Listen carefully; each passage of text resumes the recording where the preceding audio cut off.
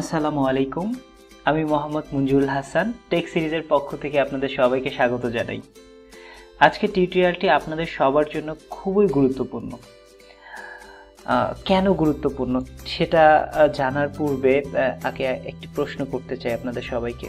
ধরুন আপনি বিগত 5 বছর যাবত যে জিমেল আইডিটি ব্যবহার করছেন, হঠাৎ করে আজকে সকালে দেখলেন সেই জিমেল আইডিটি কাজ করছে না, লগ ইন হচ্ছে না। তো এই ধরনের সিচুয়েশনে যদি পড়েও যান, সেক্ষেত্রে যদি জিমেলের সমস্ত ডাটাগুলো আপনার কাছে ব্যাকআপ থাকে, তাহলে আপনি সেটি অন্য আরেকটি জিমেল আইডিতে ট্রান্সফার করে নিতে পারবেন। সেক্ষেত্রে আপনার পুরোপুরি সলভ না হলেও অনেকাংশে সলভ হয়ে যাবে, কারণ অনেক ইম্পর্টেন্ট ডকুমেন্টসগুলো তো আপনি পেয়ে যাবেন, হয়তো বা ইমেল আইডিটি আপনি পাচ্ছেন না। তো চলুন দেখি কিভাবে জিমেলে আপনি ডাটা ব্যাকআপ নিতে পারবেন। সো আমরা এখানে একটি ইন্টারফেস দেখতে পাচ্ছি।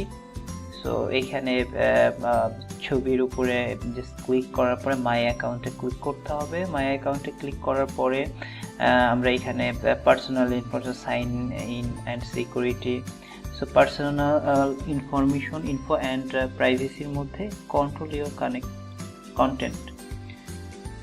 সো কন্ট্রোল ইওর কন্টেন্টে ক্লিক করার সাথে সাথে আমি download or transfer your content, so download your data আমরা দেখতে পাচ্ছি। সো এটাকে ক্রিয়েট আর্কাইভ করতে হবে। ক্রিয়েট আর্কাইভ করার পরে এখানে আপনি যে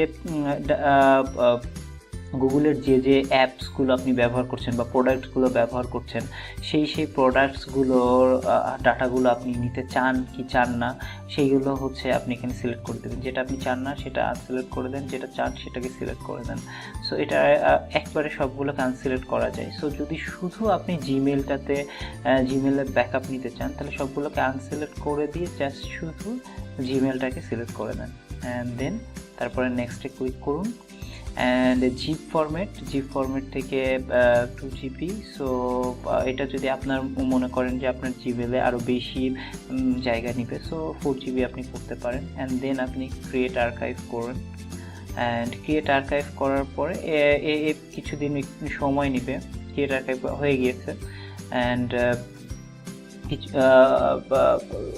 অলমোস্ট 24 আওয়ার্সের মধ্যে আপনাকে তারা একটি ইমেল করে পাঠিয়ে দিবে, অ্যান্ড দেন হচ্ছে আপনার একটি লিঙ্ক পাঠাবে,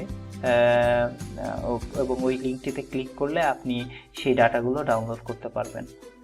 ধন্যবাদ। আশা করি টিউটোরিয়ালটি আপনাদের সবার জন্য অনেক কাজে দিবে। অ্যান্ড দেন আমি সবাইকে রিকোয়েস্ট করব আপনাদের জিমেইলের ডাটাগুলো এখনই যত দ্রুত সম্ভব ব্যাকআপ নিয়ে রাখুন, যাতে পরবর্তীতে কোনো ধরনের হ্যাসেলের সম্মুখীন না হন।